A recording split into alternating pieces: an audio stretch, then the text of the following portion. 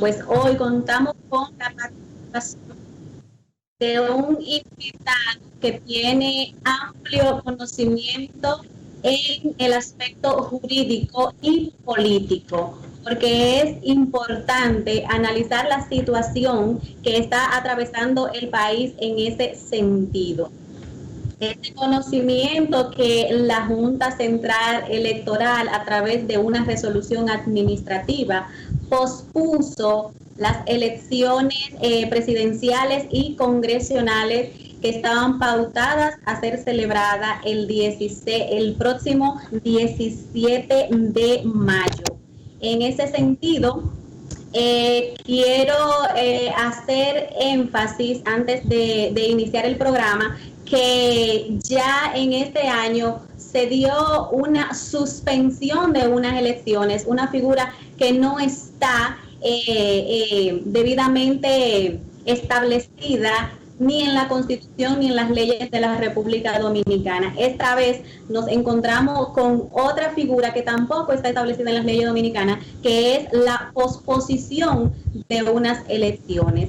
Es por eso que hoy tomamos la decisión de invitar a un dotado, ¿verdad?, de conocimiento en esta materia, que es politólogo, uno de los politólogos más reconocidos del país. Es especialista en Derecho Internacional y Relaciones Internacionales, es vicedecano de la Facultad de Ciencias Jurídicas y Políticas de la Universidad Autónoma de Santo Domingo, nada más y nada menos que el doctor Freddy Ángel Castro Díaz. Buenas tardes, Freddy Ángel, ¿cómo estás? Buenas tardes, gracias por la invitación. Nos encontramos bien aquí dentro del marco general de la cuarentena. Así estamos todos en cuarentena, trabajando desde casita. Freddy Ángel, como decía al iniciar el programa, hemos visto que en este año ha estado cargado de decisiones que podríamos decir que laceran hasta cierto punto las leyes de la República Dominicana, sobre todo en lo que tiene que ver con política y materia electoral. Entonces, quiero hacer un retroceso, ¿verdad?, sobre lo que fue la decisión de la Junta Central Electoral de suspender de manera total las elecciones municipales fijadas para el 16 de febrero y luego de fijar fecha para el 15 de marzo, que fue de nuevo cuando se celebró ya estas elecciones, se celebraron estas elecciones municipales. Se discutió mucho el hecho de que la suspensión era una figura que no estaba establecida en las leyes, pero nueva vez la Junta Central Electoral vuelve y se hace noticia porque anuncia a través de una resolución administrativa, la 42-2020, de suspender las elecciones presidenciales y congresionales que estaban pautadas a ser celebradas este próximo 16 de mayo para el próximo 5 de julio. Y yo te pregunto, ¿viola esto los artículos 6 y 209 de la Constitución? Nada está violado en el contexto de la situación en que se están produciendo los acontecimientos. Estamos frente, desde el punto de vista jurídico, a una situación que nosotros en el derecho la tipificamos como fuerza mayor. ¿Qué es la fuerza mayor? La fuerza mayor, ha dicho recientemente la Corte de Casación de Francia, de Colmar, que la fuerza mayor es un hecho imprevisible, irresistible y ajeno a los agentes que toman la decisión. Me explico. En el contexto actual, nosotros estamos frente a un hecho que hace 3 meses era impredecible, que esta pandemia pudiera ser global en la tipificación y características que está. no había posibilidad de resistirla, debido a que es un desarrollo de un microorganismo con una gran capacidad de contagio y nivel agresivo, no tanto de letalidad, sino de infección. Y tercero, ninguno de estos hechos ni es imputable a la Junta Central Electoral ni a los partidos políticos. Entonces, habría que separar dos momentos, dos situaciones. Una, las elecciones de febrero, que fracasaron por una causa distinta a la causal que en este momento está generando que la Junta Central Electoral posponga las elecciones. Entonces son dos enfoques bajo diferentes situaciones, pero vamos a priorizar lo que es más candente, lo que es más importante, lo que puede preocupar más, y es la posposición de las elecciones del 17 de mayo. ¿Qué pasa? La Junta Central Electoral ni el Congreso de la República, en una situación normal, jurídicamente normal y en situaciones socialmente estables, no tiene competencia para posponer las elecciones, como lo hizo, ni para que el Congreso legisle posponiendo también las elecciones. ¿Por qué? Porque en un mandato normal estamos en presencia de una situación materialmente posible que las elecciones se celebren. Entonces, en el derecho constitucional comparado, hay dos doctrinas que pesan sobre esto. O sea, lo que es la imposibilidad material de la aplicación normativa de la Constitución y lo que es la imposibilidad racional de la aplicación de la Constitución. ¿Por qué se da la causal de la irracionalidad? Muy sencillo. El 30 de abril es que termina el estado de sitio. Estaríamos hablando que las elecciones estarían a 17 días. No habrían reunión, no habría marcha, no habría mítines, no habrían caravanas, no habrían debate. Y eso entonces colateralmente viola la ley 1519 sobre el derecho electoral. Esa imposibilidad material nos dice a nosotros también que la Junta Central Electoral no iba a poder distribuir la logística del material a nivel nacional e internacional, y a esa imposibilidad también material se une el hecho de que Estados Unidos, Canadá, Bélgica, España e Italia dijeron que hasta el 13 de junio no podían permitir movilidad en sus territorios. Es decir, ahí tú tienes una situación materialmente imposible de celebrar las elecciones, porque 595,000 electores, que son los que están en el territorio de ultramar, más 7 diputados, no iban a poder ser electos, pero también la imposibilidad de no celebrar unas elecciones sin campaña electoral que viola la ley electoral. Y el otro elemento, entonces, que aquí se conjuga también, es la imposibilidad, en términos de doctrina, de la imposibilidad racional. ¿Qué es la imposibilidad racional? La imposibilidad racional es que tú no tienes el país abierto, operando en 15 días para que la gente vaya a votar a los colegios electorales. Se puede generar en estas condiciones una abstención de más del 50% en los colegios electorales a nivel nacional. No se puede votar en el exterior, y entonces las elecciones serían de un 60 a un 65% de abstención.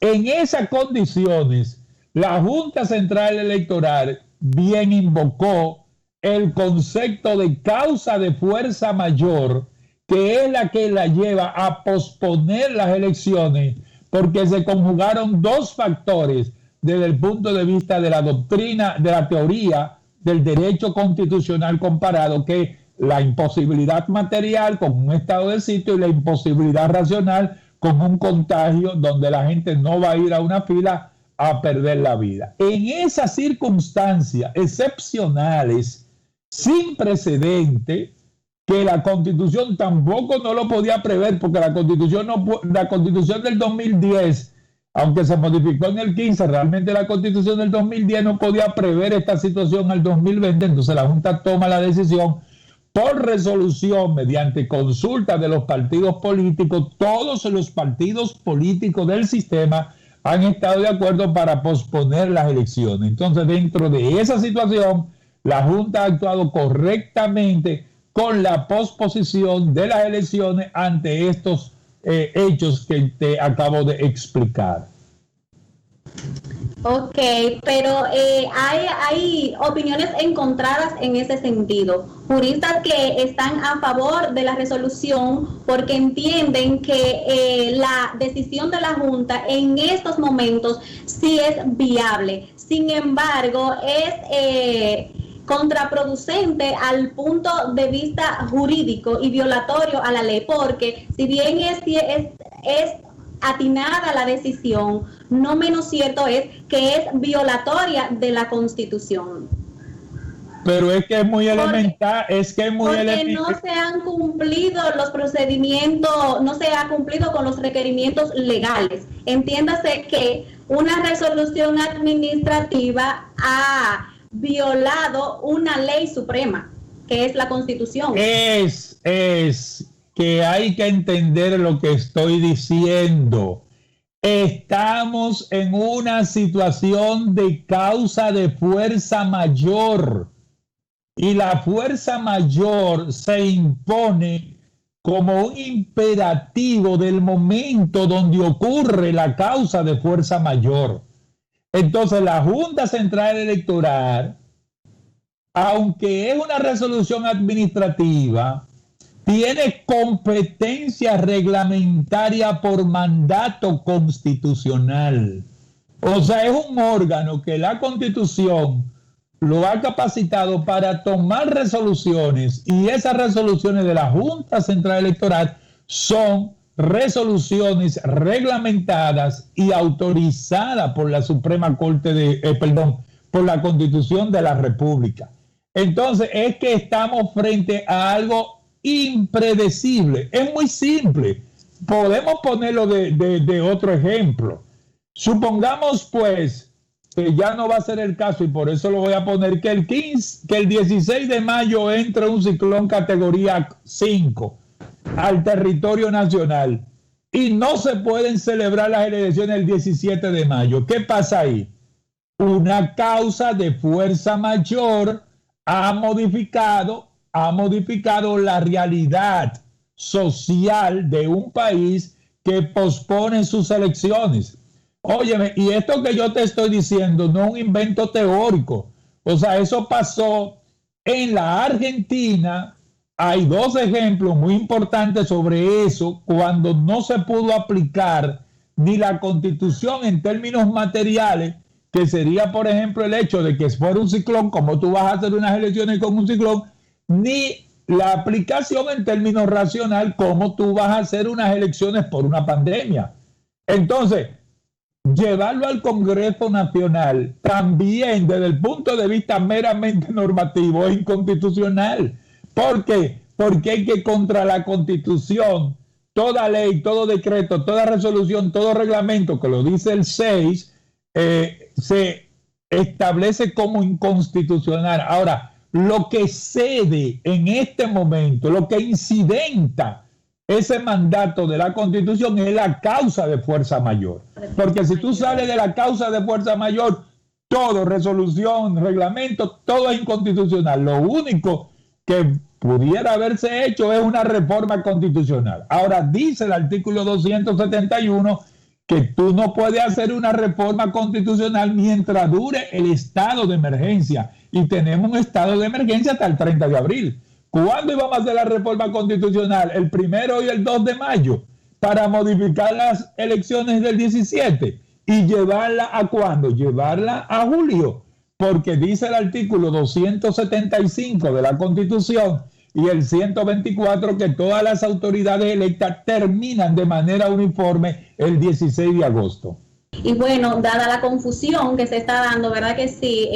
Con este tema, porque parece que los juristas especialmente están confundidos con lo que es un estado de excepción y el estado de fuerza mayor. Freddy va a hacer una aclaración respecto a esto. Adelante, Freddy. Bueno, la Constitución de la República dispone 3 situaciones en que se pueden establecer el llamado estado de emergencia. Primero, el estado de defensa. ¿Qué es el estado de defensa? Cuando el país entra en guerra. Cuando entra en guerra, ya sea en una invasión, en un conflicto internacional, es un estado de defensa. Segundo, hay un estado que se llama estado de conmoción interior. Ese es cuando hay una situación de protesta social en la República Dominicana, por ejemplo, huelga, enfrentamiento, conflicto, y el Estado puede declarar el estado de conmoción para restringir parte de los derechos fundamentales y controlar socialmente la situación que se está presentando. Y el otro, que es en el que estamos, se habla de estado de emergencia. El estado de emergencia se puede declarar por catástrofe, por terremotos, por ciclones, por situaciones medioambientales, por situaciones sanitarias, que es lo que estamos ahora en este caso, que es la situación sanitaria de la pandemia. En ninguno de los 3 estados, ni en el de emergencia, ni en el de defensa, ni el de conmoción, se pueden eliminar los derechos fundamentales. Pero en el estado de conmoción y en el estado de emergencia se restringen los derechos fundamentales, que es lo que vemos que está pasando ahora. El toque de queda, la cuarentena, la prohibición de las reuniones, de los mítines, de los micromítines, de la asociación. Porque la Constitución así faculta al Congreso de la República, previa solicitud del presidente de la República, para estatuir esa restricción en el estado de defensa, o el estado de conmoción o el estado de emergencia. En el estado de emergencia actualmente, repito, es donde estamos por fruto de una situación sanitaria, y esa situación sanitaria entonces se conecta con la figura jurisprudencial del derecho comparado, que se establece con actualidad como causa de fuerza mayor. ¿Y por qué estamos citando esa última jurisprudencia? Porque es una jurisprudencia exactamente sobre el COVID-19. O sea, los juristas sabemos que nos explican desde las aulas la fuerza mayor. Eso nosotros lo sabemos como el ABC del derecho. Ahora, lo que pasa es que esta jurisprudencia que yo estoy citando, y que la Junta también la cogió porque se publicó mucho y se hizo un artículo, la Junta la cogió por el hecho de que es una jurisprudencia sobre el COVID-19, donde el tribunal dijo que no se garantizaba el traslado en condiciones de salud y que las custodias también estaban en riesgo, y el tribunal, a la hora de llevar a una persona que pudiera estar infectado del COVID-19. Es por eso que estamos hablando de esa jurisprudencia, porque es la única jurisprudencia que hay en estos momentos sobre el COVID-19. Bien, entonces, retomando de nuevo donde quedamos cuando nos fuimos a comerciales, abocándonos a lo que establece lo que establecen los artículos 129 y 174 de la Constitución. Desde el punto de vista técnico-jurídico, ¿cuál sería la situación del país, Freddy, si el 16 de agosto todavía no se han elegido los diputados, los senadores, el presidente y el vicepresidente de la República? Sencillamente, ahí hay lo que se llama un silencio constitucional, o lo que los abogados hablan también del limbo jurídico, para ponerlo más aplatanado.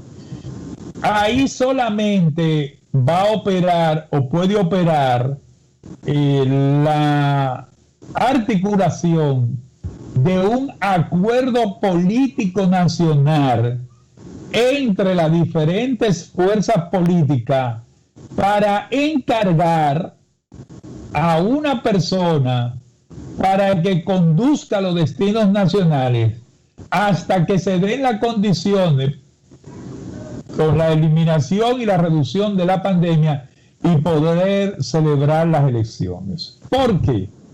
Porque el artículo 124 dice que el presidente y el vicepresidente de la República se eligen por 4 años. El artículo 129 dice que el presidente de la Suprema Corte de Justicia tiene vocación sucesoral hasta que el presidente o el vicepresidente estén en condiciones de asumir la presidencia, y de no ser posible, entonces él tendría que convocar la Asamblea Nacional para que la Asamblea Nacional designe de la terna del partido gobernante un candidato. Pero ¿qué pasa? Eso solamente es posible cuando no ha llegado el término del periodo.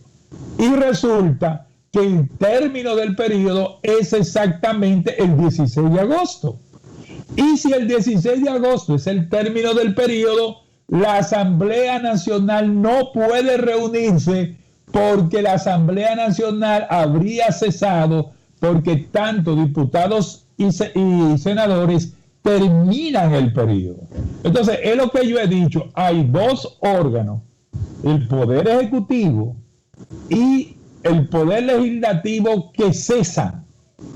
Entonces, solamente porque tampoco es constitucional, solamente mediante un acuerdo político de las fuerzas nacionales pudieran buscar una fórmula donde, por ejemplo, el presidente de la Suprema, que es el único órgano que está habilitado, o el presidente del Tribunal Constitucional, que es el otro órgano que queda habilitado, puedan de manera transitoria encargarse del Poder Ejecutivo y realizar las elecciones. ¿Por qué no se pueden quedar los que están electos hasta una nueva elección? Porque a partir del 17 de agosto se constituiría un gobierno de facto, porque el presidente y el Congreso habrían terminado la elección del periodo, y todos los órganos, todos los poderes públicos, toda la sociedad solamente debe obediencia al poder político hasta el 16 de agosto. Después de ahí, ni el Congreso ni el Poder Ejecutivo tienen competencia para dictaminar en ninguna vertiente del accionar del Estado. Entonces, yo lo que veo ahí es que si la situación se prolonga hasta allá, entonces la solución sería un acuerdo político. Ese acuerdo político pudiera generar entonces una salida política. Una hipótesis de la que estoy planteando puede ser esta, pero pueden haber otras. Sin embargo, hay un grupo de constitucionalistas que son afines al gobierno del oficialismo, que están planteando la posibilidad de que se pueda llegar a un acuerdo político para que el gobierno de turno sea quien permanezca hasta que se pueda convocar a unas nuevas elecciones. ¿Qué opinión te merece eso? Bueno, lo que pasa es que el gobierno de turno termina su turno el 16 de agosto. Por lo tanto, el 17 de agosto no hay ni gobierno de turno, ni hay tampoco Congreso de turno. Entonces, ahí la solución, yo planteo que es una solución política. Política, porque si las elecciones no se pueden dar en julio, todavía tendríamos un margen de 15 días, 16 días hasta agosto para buscar una salida política a la crisis. ¿Cuál puede ser? Bueno, puede ser la que hemos planteado, o podría ser, vista esa situación, una modificación con un texto único. Pero no podemos poner los mulos delante de la carreta, porque muchos también de ellos dicen que se aplique la continuidad al artículo 275 y 274, y no se puede. ¿Por qué? Porque tanto los miembros de la Suprema Corte de Justicia como los miembros del Tribunal Constitucional son electos mediante un órgano administrativo que es el poder del Consejo Nacional de la Magistratura. Si tú tienes entonces un órgano distinto por su naturaleza, que es el Congreso y es el Poder Ejecutivo, que están facultados su legitimidad en la elección popular, entonces tú no puedes unir un órgano administrativo que se designa mediante un consejo a un órgano de gobierno y de representación política que dice exactamente la Constitución de la República que el poder descansa en la soberanía popular y es del pueblo de quien emanan todos los poderes del Estado. Entonces, solo el pueblo, convocado en asamblea nacional electoral, es la única que puede elegir a esas autoridades de manera legítima. Por lo tanto, todo lo que salga fuera de ese mandato constitucional, que es el mandato de la soberanía popular, caería en una ilegitimidad ya desde el punto de vista constitucional. Debido a la situación que se está generando por el COVID, porque estamos viendo que los casos van en aumento, la curva de contagio va en aumento, existe la posibilidad de que se siga prolongando, yo diría que la cuarentena, ¿verdad? El estado de emergencia. Entonces, en ese sentido se imposibilitarían las elecciones. ¿Tú entiendes que estamos a un paso realmente de quedar en ese sentido en un limbo? No, yo pienso que si el gobierno reencausa su estrategia, que no ha tenido una visión estratégica para establecer realmente una política pública en control de esta pandemia, si el gobierno reencausa su visión estratégica, la pandemia puede ceder en la República Dominicana. Lo que pasa es que hay aglomeración popular a nivel nacional. Y una cosa es pandemia de día y otra cosa es pandemia de noche. Pandemia de día es que por todos los lugares, sobre todo aquí en el Distrito Nacional y el Gran Santo Domingo, la gente anda andando, festejando, bebiendo, como pasó con el Clerén, y era bebiendo que estaban, lanzándose su fría por todos los lados. Y entonces, ¿qué haces tú si de 9 a 4 a 5 de la tarde tú estás en aglomeraciones populares y a las 6 te trancaste con el virus? Entonces, la solución a este problema tiene que ser, es muy sencilla. Primero, el nivel de la aplicación de las pruebas masivas, y segundo, lo que sugirió el ministro hoy en su rueda de prensa. El gobierno tiene que declarar la cuarentena total. Nosotros podemos y debemos hacer la cuarentena total porque hasta ahora 42 días de estado de emergencia no han funcionado, pero no han funcionado porque las políticas y aplicación del control de la pandemia no han sido adecuadas. Si aquí se hacen las pruebas masivas, con todas las donaciones que aparecen todos los días en los periódicos, yo pienso que andamos ya como con 100,000 pruebas donadas a nivel verbal. Si aquí se hacen las pruebas masivas y se mete y se pone la cuarentena, pero en un estado de confinamiento total, nosotros podríamos detener la pandemia. Y eso el gobierno lo puede hacer de manera muy concreta. Hoy es martes. Eso se puede anunciar, por ejemplo, para la semana que viene, para que todo el mundo se abastezca y entonces practicar el distanciamiento social de manera real. De lo contrario, la pandemia va a seguir de manera comunitaria. Si va a afectar o no las elecciones, yo no te lo puedo decir hoy, porque lo que yo estoy viendo es que hay mucha gente del pueblo está tirada a la calle, no le importa, está en los supermercados, está aglomerando en las tiendas y hay una circulación muy amplia de gente. Cuando vemos las gráficas de San Francisco de Macorís, en la calle la gente y los vendedores vendiendo, ahí no pasa nada, mi amor, ahí no hay nada de COVID ni nada de pandemia, eso es a las 5 de la tarde que la gente se recoge. Freddy, te voy a hacer una pregunta, puede ser que quizás tú la consideres un tanto embarazosa, pero igual te la voy a hacer. Debido a las medidas pobres que ha tomado el gobierno para contrarrestar la propagación del virus, en la antesala de un proceso electoral, tenemos el tiempo encima. ¿Crees tú que han habido sectores que están provocando, creando las condiciones para que se desencadene una crisis política? Bueno, hasta ahora lo que ha habido, como yo te dije en la pregunta anterior, es un manejo errático.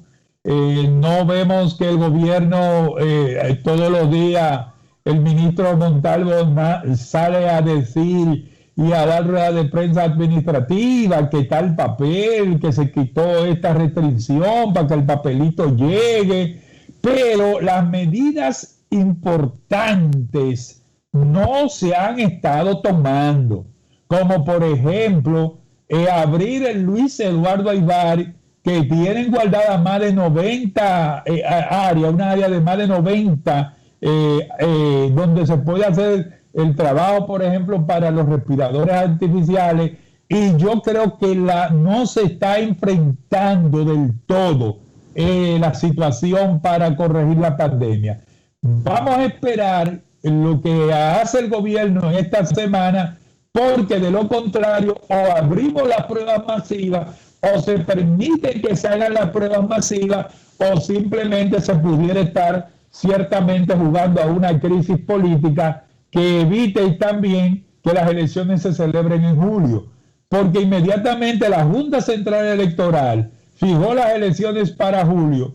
También he notado que el ministro ya habla de que la pandemia sigue para junio y más allá de junio. Bueno, pues como ya usted sabe que estamos en abril, que va a pasar mayo y se va, que va a pasar junio y se va, y que va a seguir para julio. Quiero hacerte una pregunta, ya regresando, por el tiempo que nos está agotando. ¿Qué opinión te merece el informe de la OEA sobre lo ocurrido en febrero con las elecciones municipales? El informe de la OEA viene a confirmar todas las denuncias que hizo la oposición política durante todo el año pasado sobre la imposibilidad de aplicar un software para un voto electrónico que no fue probado. Todos los desarrolladores de software saben, como dice el pueblo, en la bolita del mundo, que todos los software para su implementación y desarrollo, tú tienes que ir haciendo las debidas pruebas que se requieren para ver el desempeño y corregir. La Junta Central Electoral el año pasado, en febrero, dio una resolución donde decía que iba a auditar el software que estaba desarrollando la propia Junta.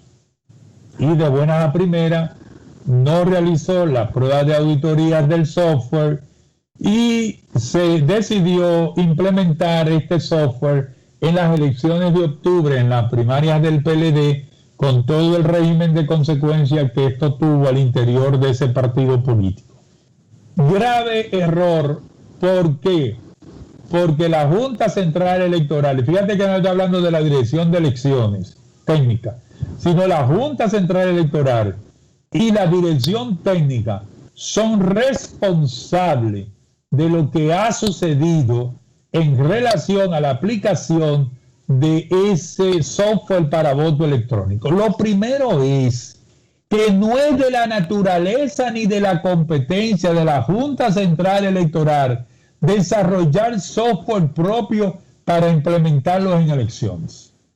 Si se hubiese querido que esto sucediera, lo que había era que contratar a las compañías desarrolladoras o acreditar a Microsoft y otras para que desarrollaran un software propio como se ha desarrollado, por ejemplo, en Venezuela. Ahora bien, el informe de la OEA prácticamente para mí es demoledor, porque dice que ese software fue mal diseñado, sin protocolo de seguimiento y configuración, y con una situación en términos de transmisibilidad que lo hacía incapaz de cumplir la personalización del voto en el colegio.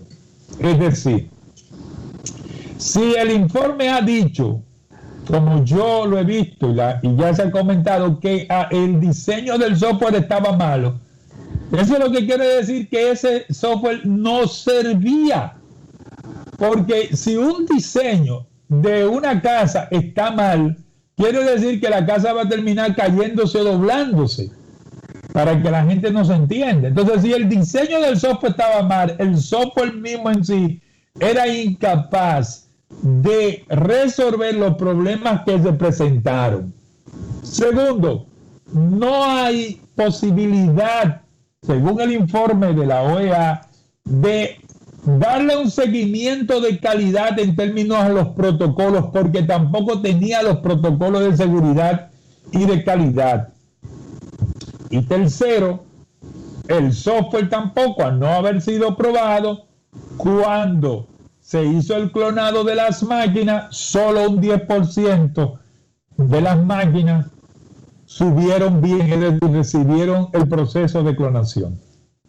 El 90% estaba mal. ¿Por qué? Porque el software no tenía la estructura del diseño para personificar en los 16,000 colegios la boleta y configurarla. Es por eso que solo el 10% de los colegios electorales pudieron emitir el voto cero del 62%, que eran los que estaban habilitados electrónicamente, porque había un 38% que era el voto manual. En consecuencia, ese informe de la OEA es demoledor.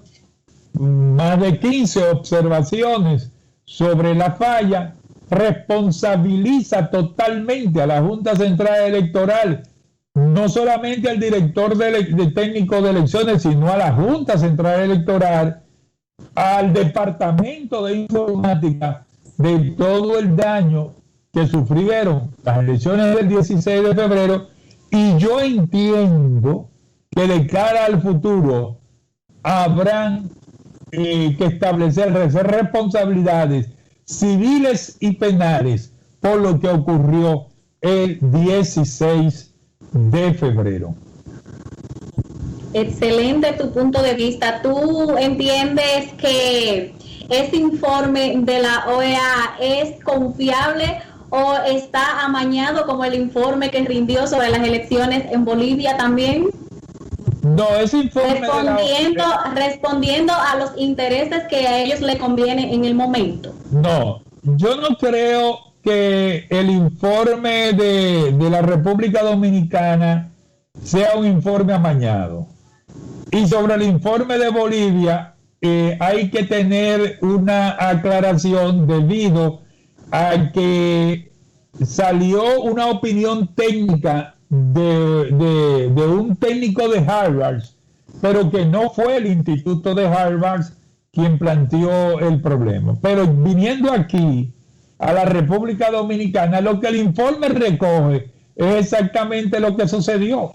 Ahora, ¿qué pasa? Ahí hay otro elemento que no sale en el informe, y fue lo siguiente, que el IFES, que vino aquí también, trabajó en el software y colocó alrededor de 7 llaves. ¿Y qué pasó? Que cuando se quiso hacer lo mismo que se hizo el 6 de octubre, el mismo sistema no pudo recomponerse frente a la llave de control que hizo el IFE. Eso ha quedado en un silencio total, pero también eso está en el fondo del problema, de que no se pudo clonar, no se pudieron clonar como se diseñó la clonación, porque el control tenía 7 llaves de seguridad, es decir, 7 passwords que no se podían violar si no era de manera regular con el software corriendo. Bueno, eso no está recogido en el informe. No, ni lo va a recoger, porque eso eso es de IFE. Y además IFE eso no lo va a escribir. Esa es una información privilegiada que uno tiene por parte de los actores políticos. Excelente. Freddy, se nos agotó el tiempo. Muchísimas gracias por tu participación, por esas interesantes informaciones que tú has decidido compartir el día de hoy con nosotros. Será hasta mañana una nueva entrega de Visión RD, enfoque social con perspectiva diferente. Jacqueline Hidalgo estuvo con ustedes. Gracias por su sintonía. Será hasta mañana.